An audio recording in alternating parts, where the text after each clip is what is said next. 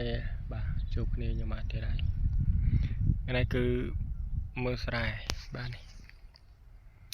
ដីលវឹងលវើយបាទ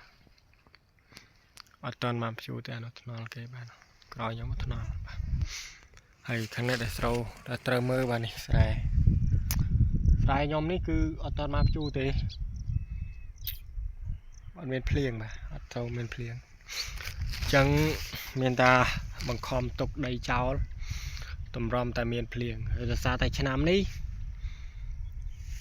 មកសុទ្ធឡើងថ្លៃអញ្ចឹងយើងមិនអាចដាក់ត្រាក់បានទេបាទដាក់ត្រាក់មហាត់ចាថ្លៃដែរ 100000 ជាងបាទ 100000 ជាងអញ្ចឹងអត់មានលុយដាក់ត្រាក់ទេអញ្ចឹងយើងបង្ខំចិត្តទិញមកសុទ្ធដើម្បីភ្ជួរខ្លួនឯងថាយើង3ហាត់នេះវាចង់អស់ 300,000 ជាងចុះវាមិន 300,000 ជាងវាចូល 400,000 ជាងបាទអញ្ចឹងបង្ខំចិត្តអត់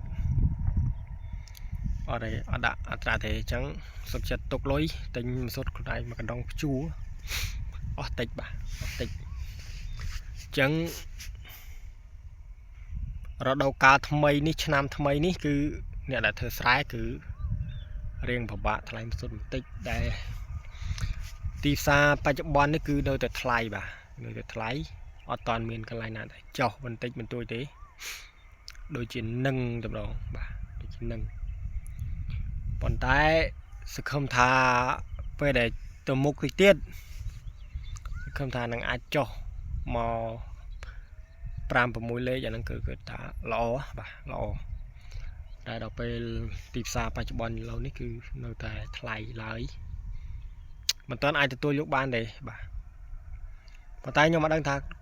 គឺនាំចូលនាំចេញហ្នឹងនឹងតម្លៃប្រហែលខ្ញុំក៏អត់ដឹងដែរប៉ុន្តែបើសិនជាបានចុះជាងនឹងបាទគឺល្អជាកសិករយើងនឹងធ្វើស្រែរៀងស្រួលហើយតម្លៃស្រូវដែរ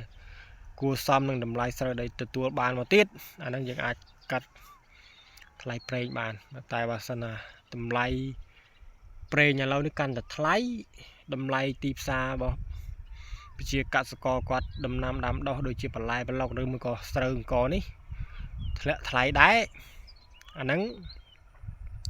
គាត់ថាអត់ល្អទេបាទអ្នកស្រែនឹងចប់តែម្ដងបាទប្រជាកសិករយើងគឺនឹងចប់អត់មានបានអីមកវិញទេបាទផាត់តែថ្លៃប្រេងគឺអត់ចង់រឹកខ្លួនទេបាទ